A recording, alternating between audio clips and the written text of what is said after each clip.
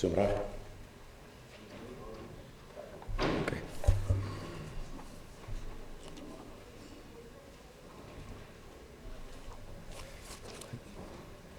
Broers en susters, ons begin vanoggend ons voorsang met Psalm 75. Dit is 'n lied wat God besing as die hoogste regter. In hierdie lied jubel Israel oor die regverdigheid van God, dat hy alleen mag het om oor al die volke te oordeel. En dit vind so 'n neerslag in die Psalm: U alleen, U loof ons bly, ja, ons jubel tot U eer, want U naam is troue Heer, vir die volk tot troos naby. Kom ons sing vers 1 en vers 6 van Psalm 75.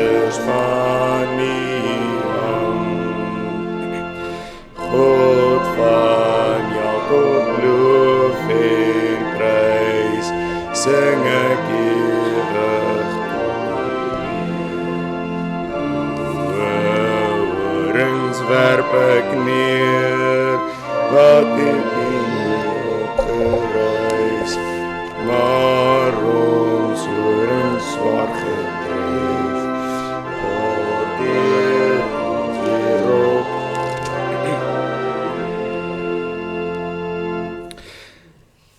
Dan sing ons Psalm 76, dit is 'n lied van redding. Dit verwys na oorwinning. Nou daar is baie omstandighede of voorbeelde in die Bybel waarna dit verwys. Die twee meer heersende opinies is dat dit 'n oorwinning van Dawid kon gewees het, of dat dit oorwinning van Israel oor die Assiriërs kon gewees het, wat dan sê die Psalm is heel wat later gedateer, maar in hierdie Psalm verlustig die volk hulle in die Here, want God het die mag van die vyand verbreek. Kom ons sing Psalm 76, die eerste vers. Adrian, ek dink eers die melodie en dan sing ons vers 1.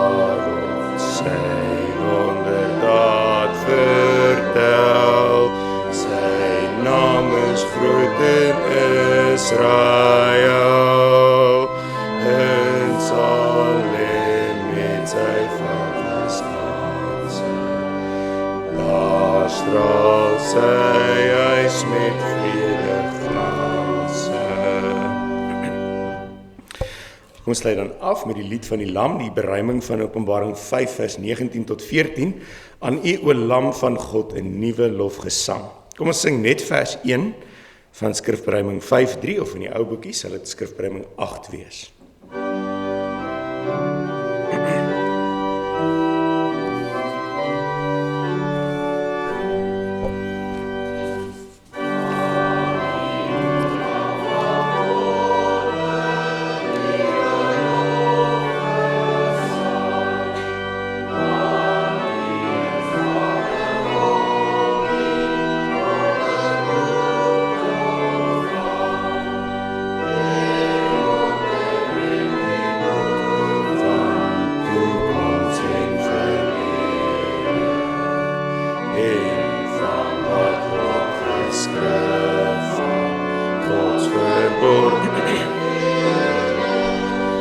His lofwaardig U alleen, omdat die werk volbracht is. Toe as offer vir ons, sonder skuld geslag is. Broers en susters, net die volgende afkondigings met betrekking tot die erediens, en ons doen die meelewing gewoonlik vooraf, omdat ons vir hierdie lidmate tydens die erediens ook bid, en dan vra ons ook voorbidding en meelewing met die volgende broers en susters in ons midde. Ons dink in die besonder aan broer Chris en suster Martie de Bruin, met hierdie uitgerekte beproewing. Sy het so wat 'n maand gelede geval en haar heup gebreek.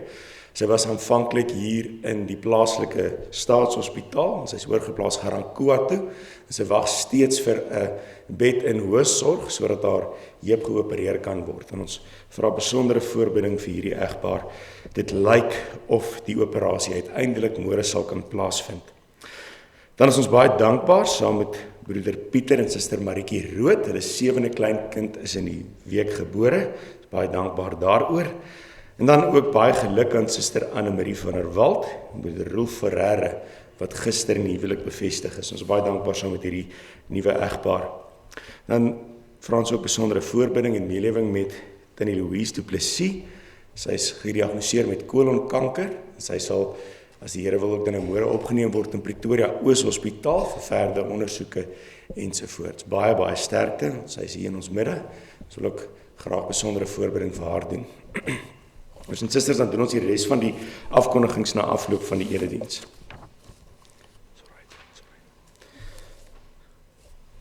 Mag wat ek sê en wat ek dink vir U aanneemlik wees, o Here, my rots en my verlosser. Geliefde broers en susters, genade vir julle en vrede van God ons Vader en van ons Here Jesus Christus deur die kragtige werking van die Heilige Gees. Amen. Geliefdes, kom ons sing van ons verlossing met Psalm 126 as ons loflied vanoggend. Psalm 126 daarvan vers 1 en vers 3. Toe God uit smaad en slawerny ons uit gevangenskap wou lei, was dit vir ons beklemd deur vrees net soos 'n blye droom gewees. Psalm 126, ons sing daarvan vers 1 en vers 3.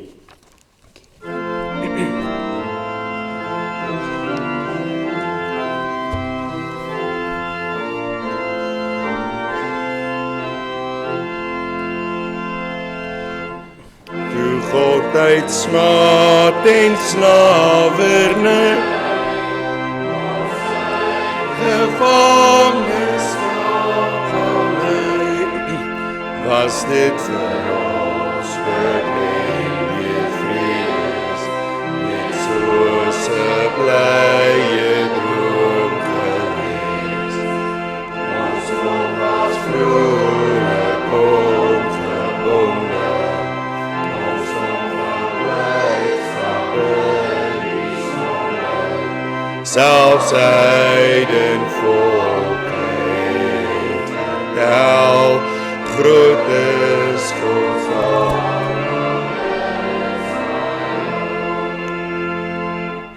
Wie weet donderlied en smaak, die korrels uitstrooi van die saad, sal in die hooggeademde graan,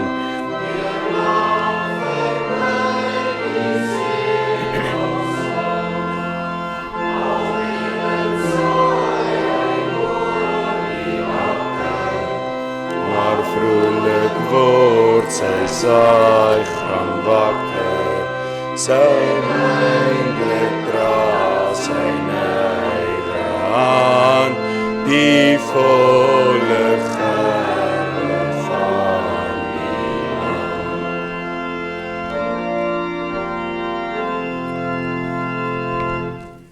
Kom ons bely ons geloof nou, broers en susters, vanoggend aan die hand van die apostoliese geloofsbelydenis. Ek glo in God die Vader, die Almagtige, die Skepper van hemel en aarde, en in Jesus Christus, sy eniggebore Seun, ons Here, wat ontvang is van die Heilige Gees, gebore is uit die maagd Maria, wat gelei het onder Pontius Pilatus, gekruisig is, gesterf het en begrawe is, en neergedaal het na die hel, wat op die derde dag opgestaan het uit die dood, opgevaar het na die hemel en sit aan die regterhand van God, die almagtige Vader, waarvandaan hy sal kom om die lewendes en die dooies te oordeel. Ek glo in die Heilige Gees.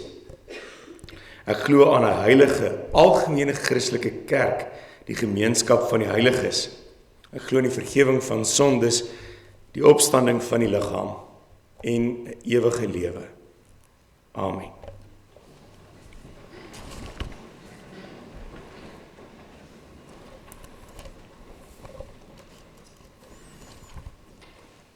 Nadat ons na die wet van die Here geluister het, gaan ons antwoord daarop met Psalm 51, vers 1 en 8, is ons lied van verootmoediging. Ontferm, o God, ontferm u tog oor my. Ontsluit die bron van u barmhartighede. Psalm 51, daarvan vers 1 en 8. Toe het God al hierdie woorde gespreek en gesê: Ek is die Here jou God, wat jou uit Egipte, uit die slawehuis uitgelei het. Jy mag geen ander gode voor my aangesig hê nie.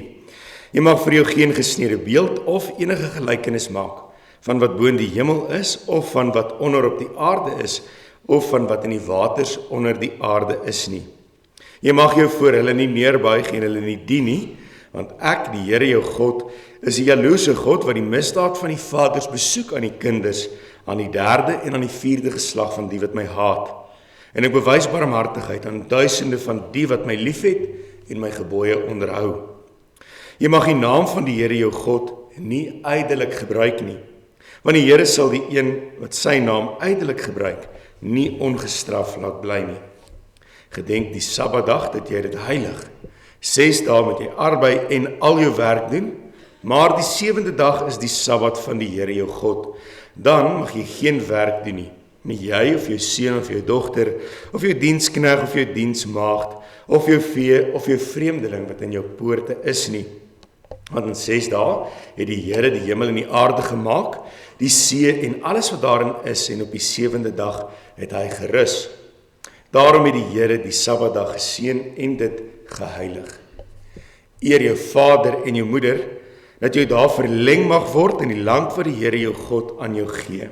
Jy mag nie doodslaan nie, jy mag nie egbreek nie, jy mag nie steel nie, jy mag geen valse getuienis teen jou naaste spreek nie, jy mag nie jou naaste se huis begeer nie, jy mag nie jou naaste se vrou begeer nie, of sy diensknegt of sy diensmaagd, of sy os of sy esel, of iets wat van jou naaste is nie.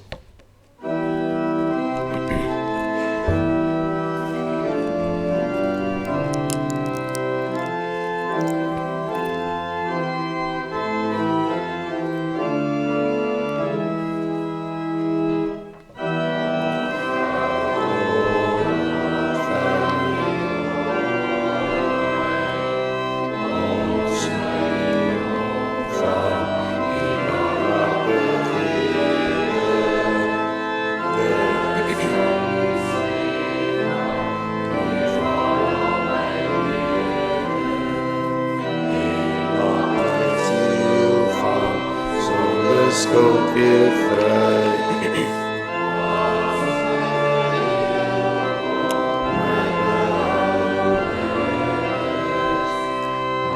Als weg toch hier die skandvlek van die sonde, die wat aan my verloor is. Hoe voel ek nou die brandpyn van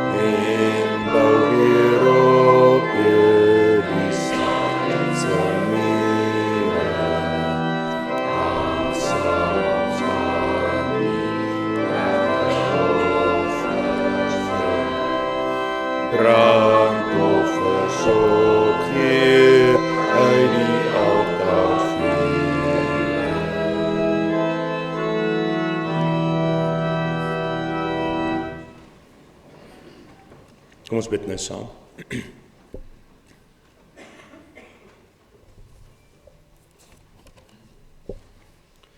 Ons almagtige God en ons dierbare hemelse Vader, ons wil in hierdie oggend van U ontferming sing. En ons wil U dank, omdat ons weet dat U dit wel gedoen het en steeds doen. Dat U ons sondes bedek het deur die bloed van ons Here Jesus. Dat U die bron van U genade en barmhartigheid ontsluit het en al ons sondes smet verwyder het. Dat al was ons so rooi soos bloed, die ons so wit soos sneeu gemaak.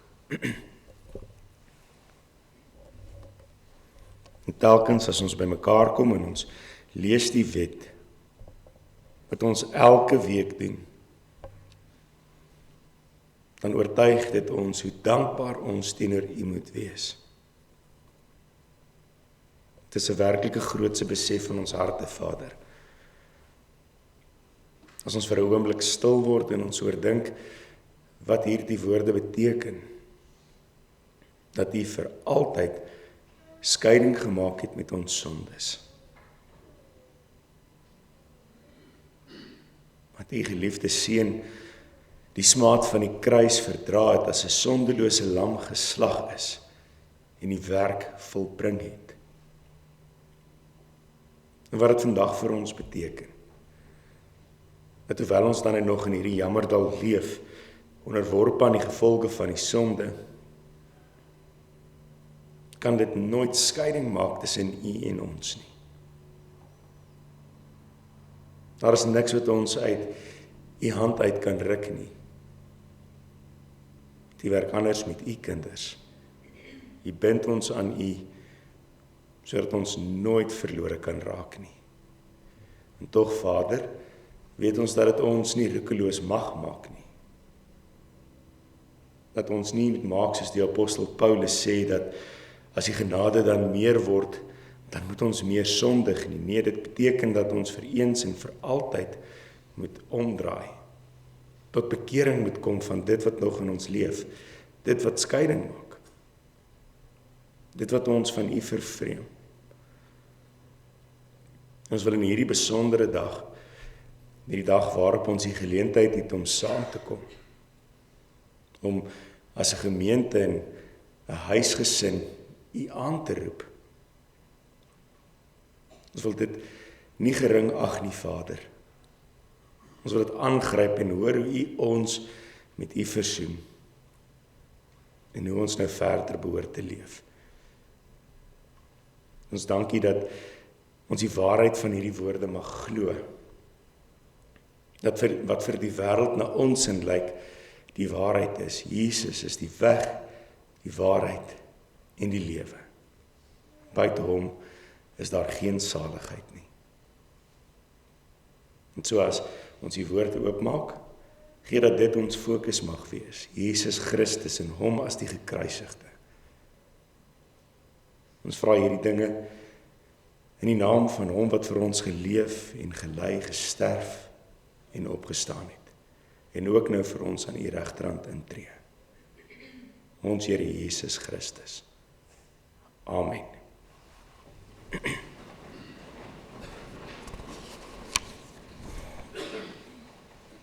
Geliefdes, kom ons lees vanoggend saam. Bekende Gebeure 1 Samuel 7. En Samuel 7 vanaf vers 1, ons gaan die hele hoofstuk saam lees.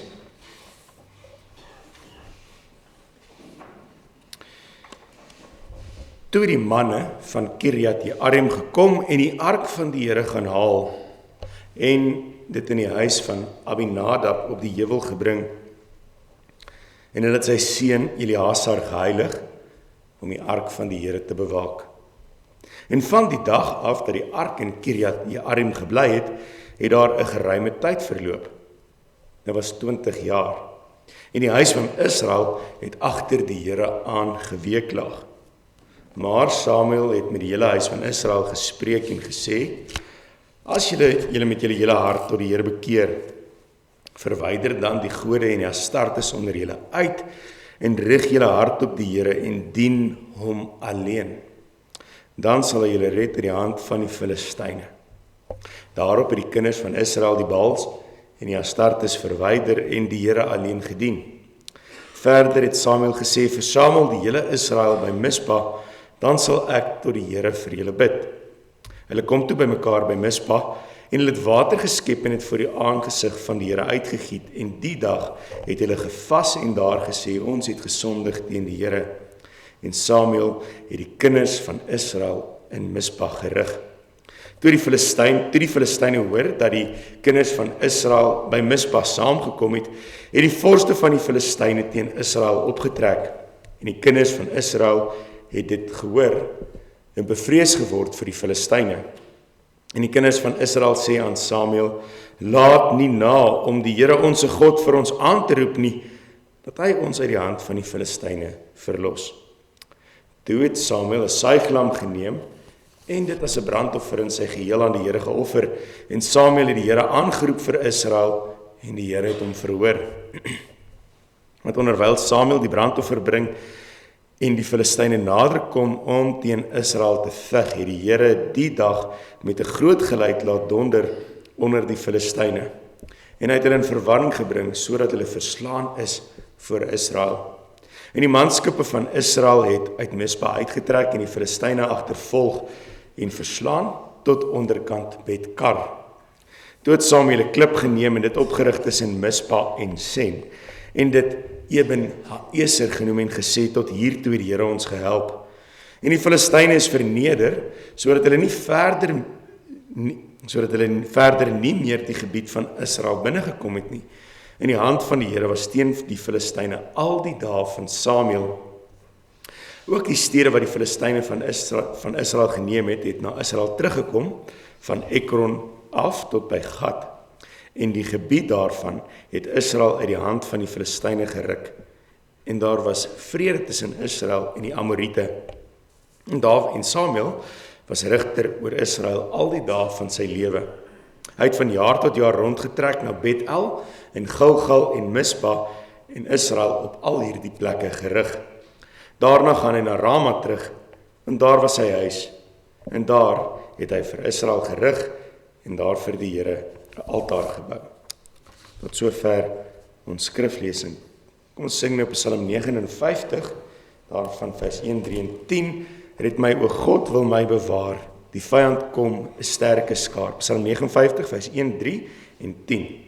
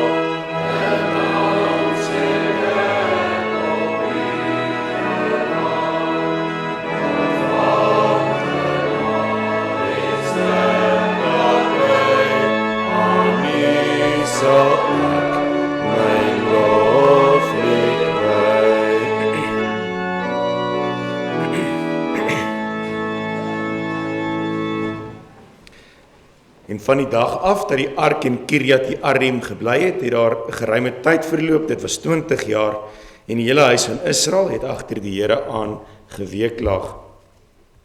Maar Samuel het met die hele huis van Israel gespreek en gesê, as julle met julle hele hart tot die Here bekeer, verwyder dan die vreemde gode en die Astartes onder julle uit, en rig julle hart op die Here en dien hom alleen, dan sal hy julle red uit die hand van die Filistyne.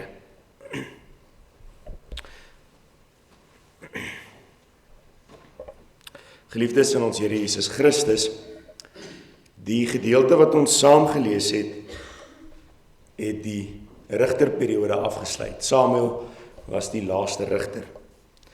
En natuurlik is daar 3 belangrike kenmerke van die rigtertydperk wat ons moet mooi onthou. Eerstens, soos dit in 1 Samuel 3 vers 1 staan, die woord van die Here was baie skaars in daardie dae. Die tweede groot kenmerk was, daar was nie 'n koning nie, dit sou nou later kom, so op die punt van die monargie wat tot stand kom in Israel. En dan die derde belangrike kenmerk van die rigtertydperk. Sekerlik die belangrikste kenmerk is, elkeen het gedoen wat reg is in sy eie oë. Ons lees dit in Rigters 2, hulle die Here, die God van hulle vaders verlaat, hulle die Baals en die Astartes gedien, die toorn van die Here het teen Israel ontvlam. Hy het hulle oorgegee in die hand van rowers wat hulle beroof het. Hy het hulle verkoop in die hande van hulle vyande rondom, sodat hulle nie meer kon standhou voor hulle vyande nie. Inderdaad vind ons vir Israel hier op 'n geestelike laagtepunt, 'n dieptepunt. Die ark van die verbond staan nou reeds vir 20 jaar lank in die huis van Abinadab op die heuwel, waar dit deur sy seun Eleazar bewaak word. Dit is verskriklik as ons besef dat wat hier staan eintlik nie vir ons tot die dieptepunt verduidelik wat daar aangegaan het nie. Die agtergrond hiervan is, Israel het nie net vir God grof verlaat nie, hulle was aktief besig met iets heeltemal verkeerd. Hulle het aktief die afgode en die afgodsbeeldjies van Baals en Astartes van die Filistyne gedien. En die volk gaan agteruit, want as jy stagneer, broer en suster, dan bly jy nie stil staan nie, jy gaan agteruit. En God het sy seënende hand van hierdie volk onttrek. En baie stadig maar seker, begin die ratte draai en dit begin die volk tref. Die oorsaak van hierdie krisis, die oorsaak van die ellende en die stagnasie en die agteruitgang, dit is nie die onderdrukking van die Filistyniese kant af nie, dit is ons eie oneerbiedigheid, ons eie waan, ons eie sonde en bovenal ons eie onbekeerlikheid wat veroorsaak dat ons nou sit waar ons sit. En eindelik, na 20 jaar, nou weeklaag die volk na die Here. Eindelik hunker hulle weer na die Here. Is werklik 'n besef wat nou tot hulle deurgedring het. Ons self is die oorsaak van ons ellende. Hulle besef, by God is daar alleen hoop vir ons. Dis God alleen wat hierdie krisis uit die weg uit kan ruim. Maar kom ons gee 'n bietjie agtergrond oor wat hier gestaan het. Ons teks het begin met die woorde, en van die dag af dat die ark in Kirjat Jearim gebly het, het daar 'n geruime tyd verloop. Dit was 20 jaar. Jy sal onthou, wat vooraf gebeur het, is die volk Israel het teen die Filistyne gaan beklei. By Ebenezer verslaan die Filistyne Israel en meer as 4000 man sterf op die slagveld. Maar wat is Israel se reaksie na hierdie kritiese nederlaag? Raadpleeg hulle die Here? Vra hulle die Here om hulp? Vra hulle vir die leiding van die Almagtige? Wag hulle totdat hy, soos hy telkens beloof het, dat hy uitkoms sal gee? Nee, allerminst, hulle gaan voort met die stryd. En asof dit nie genoeg is nie, dan gaan haal hulle die ark van die Here uit die heiligdom in Silo. Hulle reken, die ark gaan ons uit die greep van die vyand uitred. Jy sal onthou, ons het so week of wat gelede gehoor van die ark van die Here, die ark van die verbond, nie die ark van Noag nie, maar die Here se aardse troon, die kus wat in die tabernakel in die allerheiligste gestaan het, wat die simbool was van sy teenwoordigheid en sy aardse troon. Ons het gelees in Eksodus 25 hoe die ark gebou is. Is 'n kus gemaak uit akasia hout, is binne en buite met goud bedek. Bo-op die ark was die 2 gerubs, daardie engele wat die ark bedek het met hulle vlerke, en dit is vanuit die versoendeksel dat God met Moses gepraat het. Die ark is kortom die simbool van God se teenwoordigheid, sy aardse troon. Is die belofte van God dat hy altyd met sy volk op reis sal wees, dat hy altyd met hulle sal gaan. Maar wat ook krities belangrik is dat die Here van die begin van die konstruksie van die ark duidelike voorskrifte gegee het oor hoe met die ark te werk gegaan moet word. Jy sal onthou, ons het dit ook laas, toe ons met 1 Kronieke 25 gewerk het, hierdie gehoor. Die Lewiete mag die ark vervoer. Hulle moet dit met die draaghoute doen, wat deur die ringe wat onder aan die ark was, gedraai het. En jy sal onthou wat gebeur het, toe hulle nie die voorskrifte gevolg het nie. Dink maar aan Issa, wat op die plek deur die Here getref is, toe hy sy hand uitgesteek het om die ark te verstewig, toe hy sy hand aan die troon van God geslaan het. Is daar gebeur toe Dawid hulle uiteindelik besef het die ark moet terugkom Jerusalem toe, en ten minste 'n nuwe wa daarvoor gebruik het. Maar nou is ons terug by wat 1 Samuel 7 vooraf gegaan het. Wanneer die volk dan die ark gaan haal en na die slagveld toe bring, dan doen hulle iets baie interessants, iets baie verkeerd, maar dit is tog interessant.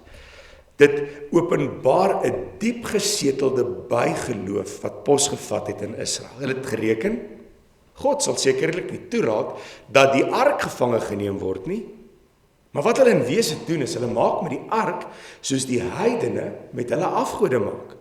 Hulle probeer vir God manipuleer en plooi om hulle wil te doen en nie wat God se wil is nie.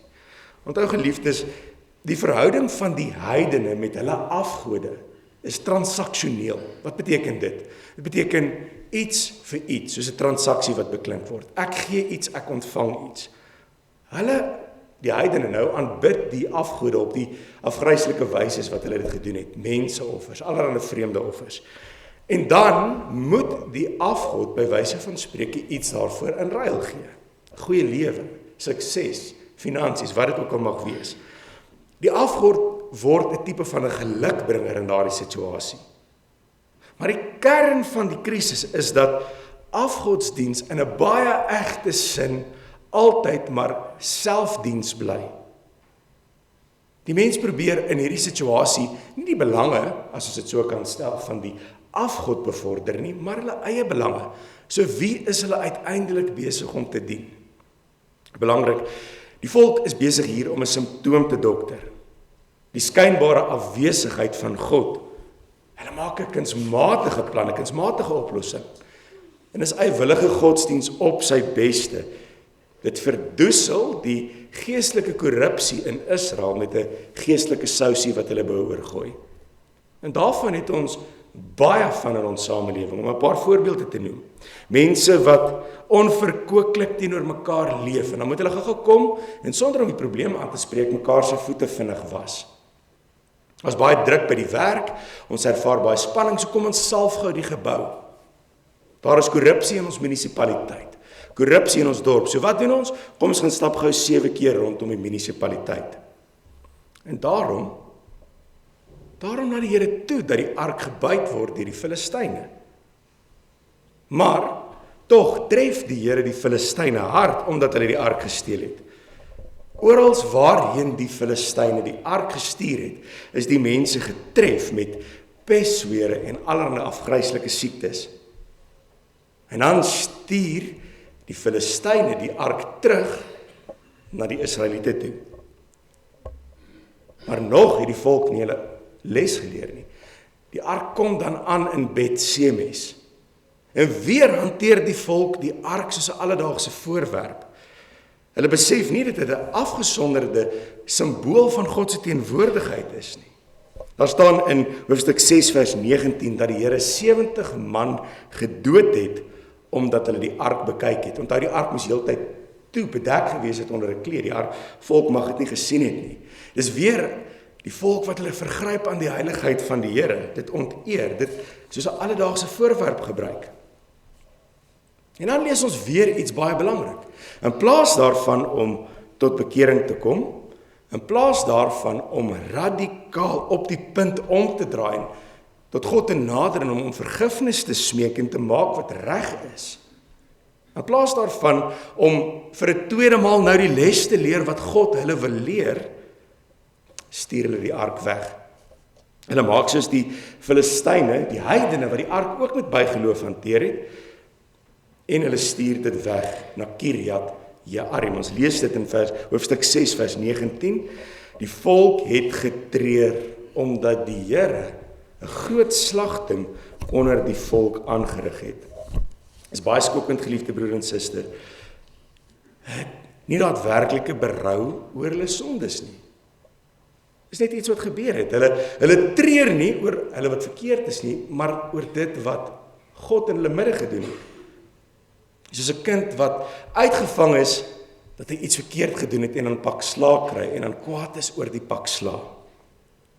So is die volk se jammerte eintlik net baie erger as hulle die ark wegstuur. So asof dit God is wat moet verander.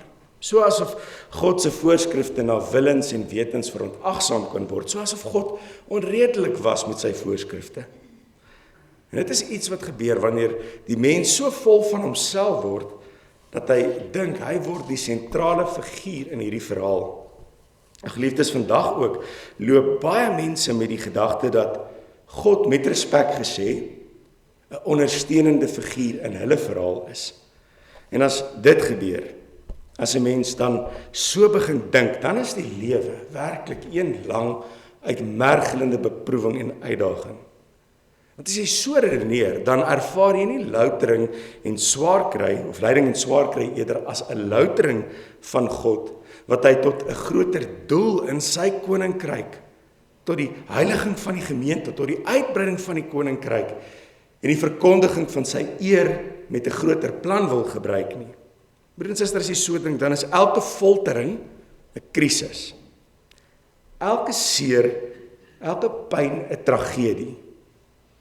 Elke terugslag 'n vernietiging. En dit is dan wanneer 'n mens ook maklik hiet en gebied in jou verhouding met die Here. En dan begin jy dink jy kan doen net wat jy wil. Maar broer en suster, laat daar nou net iets fout loop in jou lewe. Ons verstaan dit mooi, want dit is die sentrale boodskap hier in 1 Samuel 7.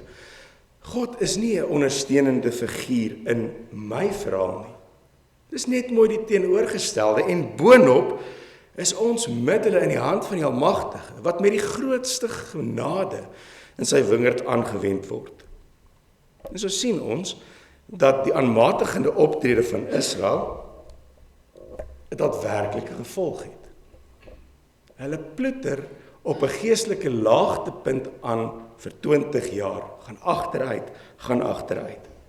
En so ver sak hulle uit, dat die ark van die Here vir 20 jaar in 'n huis op 'n heuwel in Israel staan. Dit terwyl die Baal en die Astartes se vrugbaarheidsseremonies in volle swang rondom hulle aangaan. Dit terwyl die Filistyne hulle onderdruk. Dit terwyl hulle God met hulle optrede tart, hom as het ware uitdaag deur te doen wat hy hulle verbied het om te doen. Hulle besef nie met wie hulle te doen het nie. Hulle leef voor die aangesig van 'n heilige God wat gedien moet word op die wyse wat hy voorgeskryf het. Hulle maak soos baie mense vandag ook maak. Ons kan aangaan wat ons doen. Kom ons sondig meer, dan word die genade van God groter. Hy sal ons mos vergewe. Maar dan moet die besef ook deurdring. Ja, God is barmhartig, maar hy is ook regverdig. Hy is die God van hemel en aarde, en hy laat nie toe dat mensies hom manipuleer nie. Hy laat nie met hom speel nie. Hy is nie verleë oor my teenwoordigheid ergens in die koninkryk, so asof ek die Here nou 'n guns doen deur hom te dien nie. Dis alles dinge wat 'n gelowige in ieder geval behoort te doen. Uit dankbaarheid omdat ons verlos is. En wat sê dit oor halfhartige diensbetoning, broer en suster?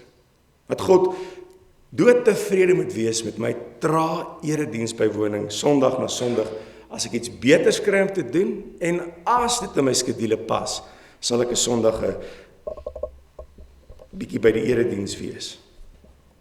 My swak dissipline met 'n huisgodsdiens, swak uitvoering van my amptswerk. Broer en suster, as ek iets nie met my hele hart doen nie, dan is dit soms beter dat ek dit heeltemal los. Want God laat nie met hom spot. As mense volhard in hulle sondes, selfs na herhaalde oproepe tot bekering nie. Ellende wag vir die wat met die alhoë spot dryf.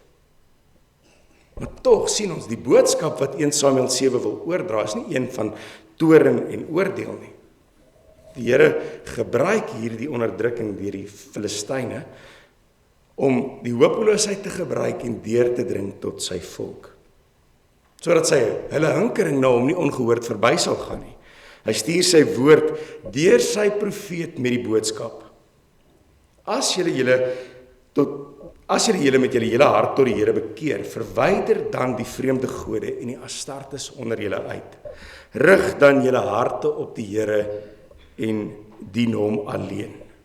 Dan sal hy julle red uit die hand van die Filistyne. Ons moet mooi verstaan, hulle weeklaag na die Here aan.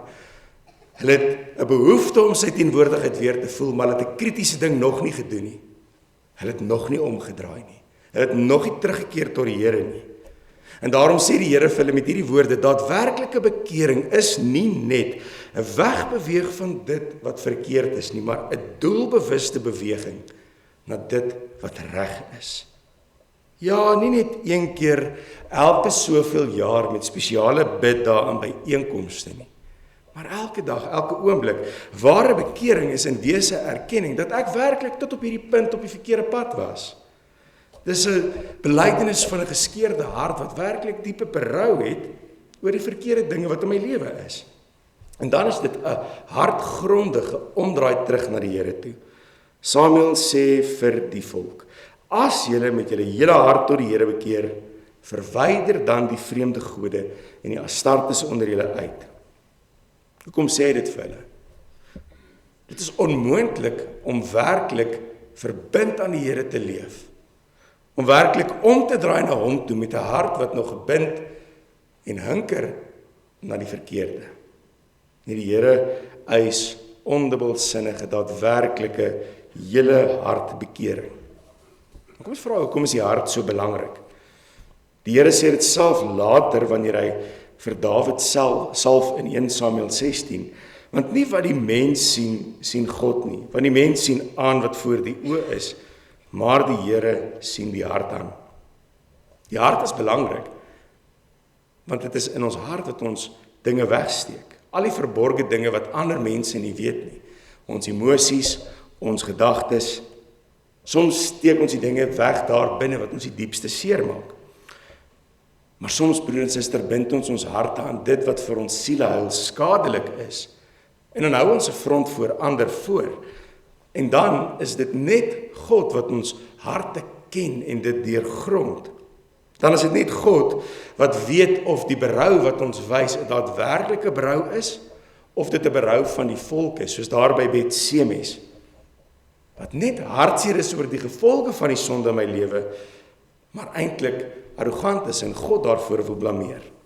Geliefdes, die hart is ten diepste belangrik, omdat God ons gaan en ons lê daaruit ken en weet.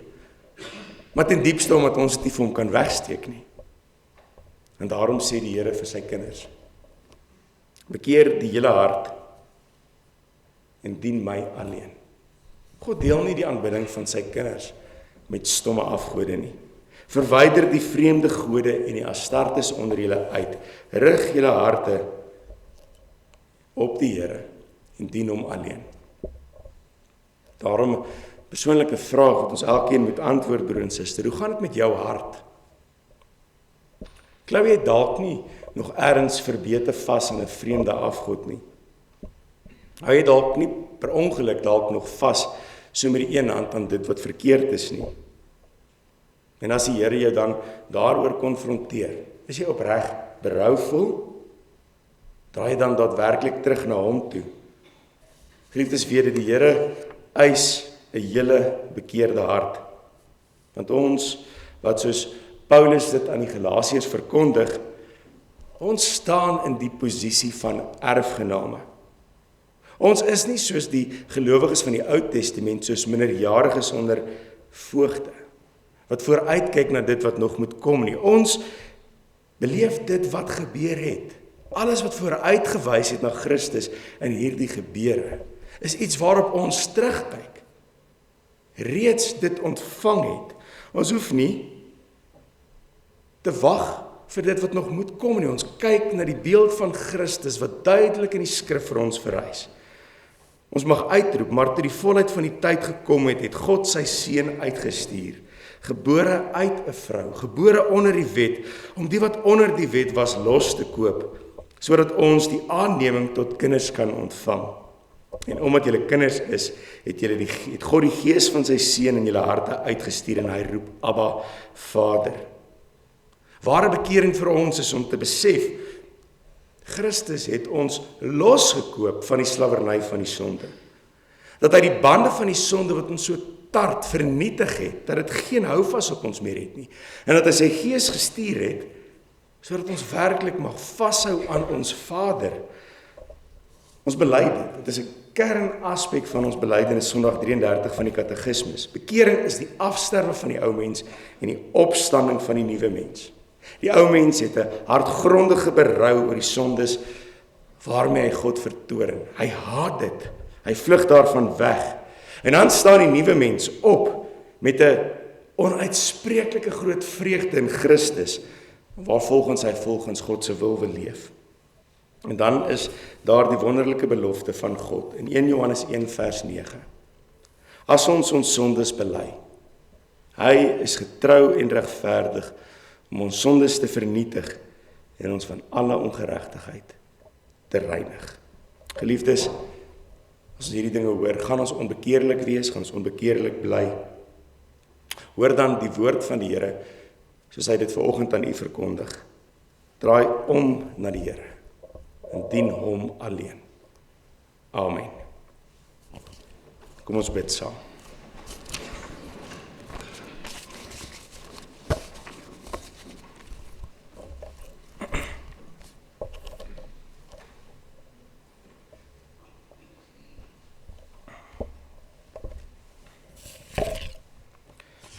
Ons Vader wat in die hemele is, aan U kom toe al die lof en die eer en die aanbidding van ons harte.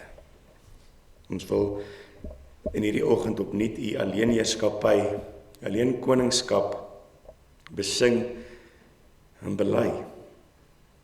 Dat U wat geskep het, U wat met wysheid, wat ver bo ons gedagtig is, alles wat bestaan in werking gebring het.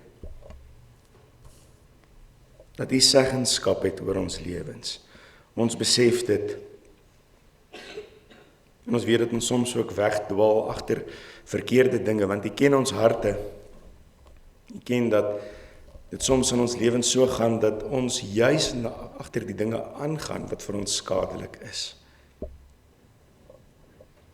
En dan takel die lewe, die wêreld en die Satan ons, en soms voel dit vir ons of dit 'n verbete stryd is waarmee ons besig is. En dan is dit vir ons belangrik om te weet dat hierdie rots, hierdie berg wat voor ons lê, nie onoorkommelik is nie. Want ons klou vas aan die een wat vir ons versoening gebring het. Gee dat ons dan daadwerklike en hartgrondige berou sal hê oor dit wat verkeerd is in ons lewens. En met selfondersoek elke dag omdraai en terugkeer na U toe. Wil U ons 'n gees van dankbaarheid gee, dat ons lewens daarvan mag getuig, dat ons voor die aangesig van die Almagtige leef en dat daar niks is wat skeiding tussen ons en hom gebring het nie. Ons wil in hierdie oggend vra dat U met ons land sal wees. Vader, U ken die uitdagings wat ons in die besonder hier ervaar. En voel vir ons al so geëik om dit te sê, maar die dinge wat ons beleef is soms baie ernstig en baie diep. Die agteruitgang rondom ons is so duidelik.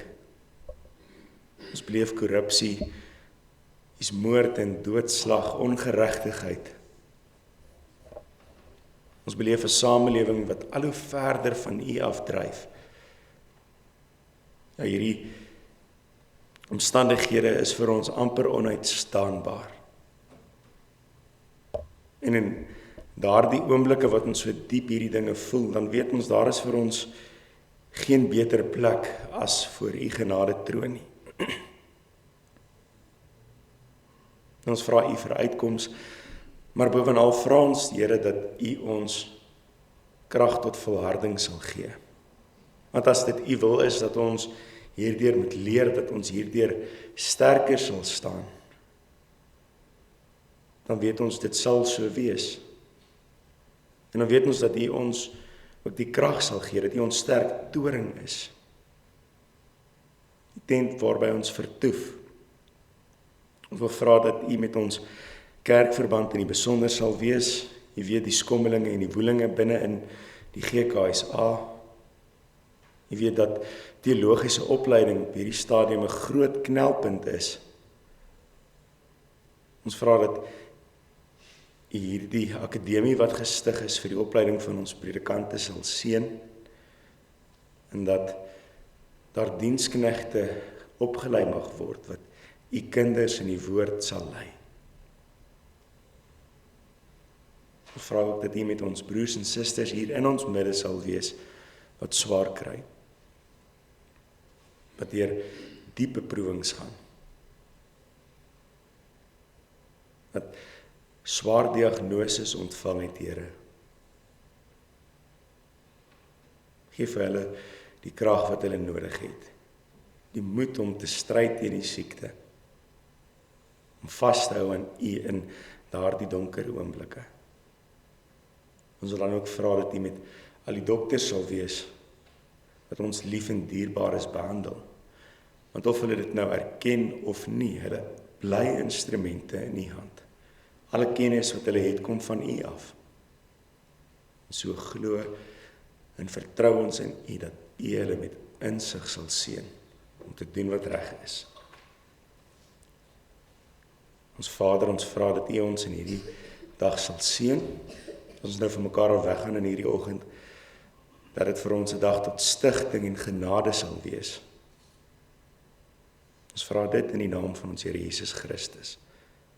Amen. Geliefdes, kom ons sing Psalm 61. Dit is 'n psalm wat na alle waarskynlikheid ook vir Dawid in die oogpunt het, Dawid wat gevlug het vir Absalom. Maar of dit dan nou Dawid is of nie, die woorde bly vir ons baie kosbaar. Neig o God tot my die ore, ver verlore, ver van hulp en heil vandaan. As my hart in my geen krag het, al versmag het, roep ek U as helper aan. Psalm 61 vers 1, 2 en 6.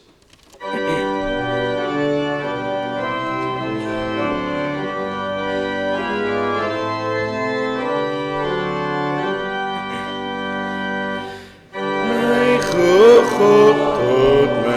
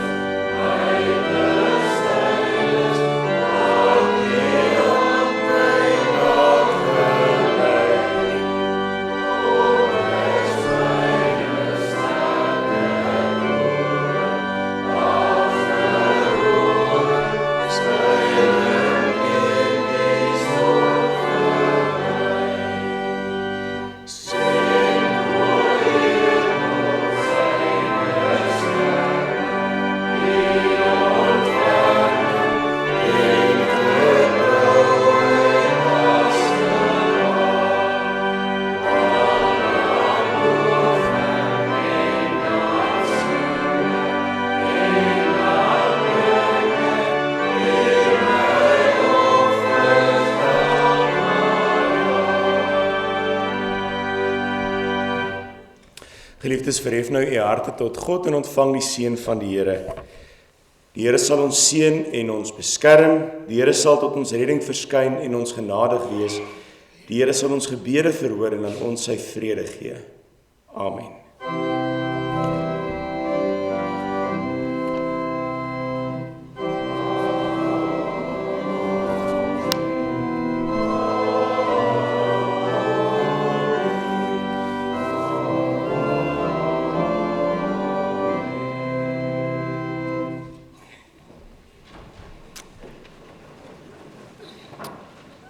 De Bruin voordat jy weghardloop.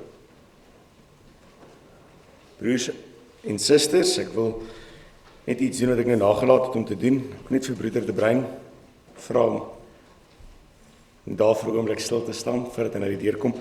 Ons het by die vorige kerkraadsvergadering het goedgekeur dat broeder De Bruin van 'n berg wat vir 'n tyd lank gedien het as diaken ontslag ontvang uit die ampt van diaken. Ons is dankbaar vir die dienswerk wat jy gebring het, broeder De Bruin, en ons bede is dat die Here met jou en jou gesin sal wees, en dat jy nou 'n lekker rustyd sal hê, en wanneer dit nou weer oor jou pad kom, weer geroep sal word. Baie, baie sterkte ook vir julle vir hierdie tyd. Dan enkele ander afkondigings, broers en susters. Ons is dankbaar saam met broeder Bert Jessen, wat op die 24ste Junie 73 jaar oud word.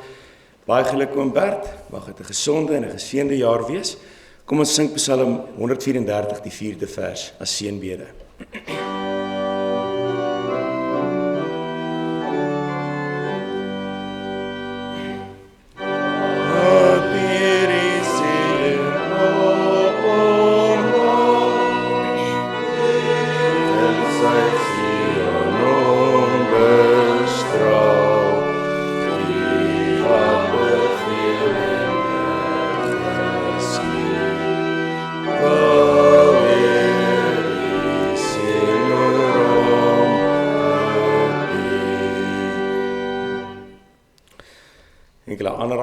Geliefdes, die liefdegawes gaan in die kussies vir die instandhouding van die kerkkas by die deure vir die diens van barmhartigheid en onderlinge meelewing. Dan gaan daar nie vandag katekisasie wees nie, dis lang naweek en dan begin die vakansie eerskomende Vrydag, so ons sal na die vakansie hervat. Ons is baie dankbaar vir ons kinders onthaal dat die eksamen so te sê verby is, dat hulle 'n bietjie kan rus en ons hoop julle kom met ywer en krag terug dat ons die 3de kwartaal kan aanpak. Bybelstudie Woensdagoggend om 9:00 in die kerksaal. En dan geliefdes, daar is in die lyfwoord is daar op bladsy 3 so afkondigingkie oor die President Kreer Kinderhuis se Kersaksie. Is nog lekker lank voor die tyd, so ons het baie tyd om hierdie dinge bymekaar te maak. Also volgende week sal ons die ander afkondiging rondom presies wat alles nodig het is insit, maar as jy enige ander inligting nodig het, Suster Anay se nommer is in die lyfwoord. En ons vra dat jy asseblief hierdie inisiatief sal ondersteun van ons kinderhuis. Dit is een van die kerk se kinderhuise wat onder ons toesig val. So ons vra dat jy asseblief mildelik sal bydra. Baie dankie.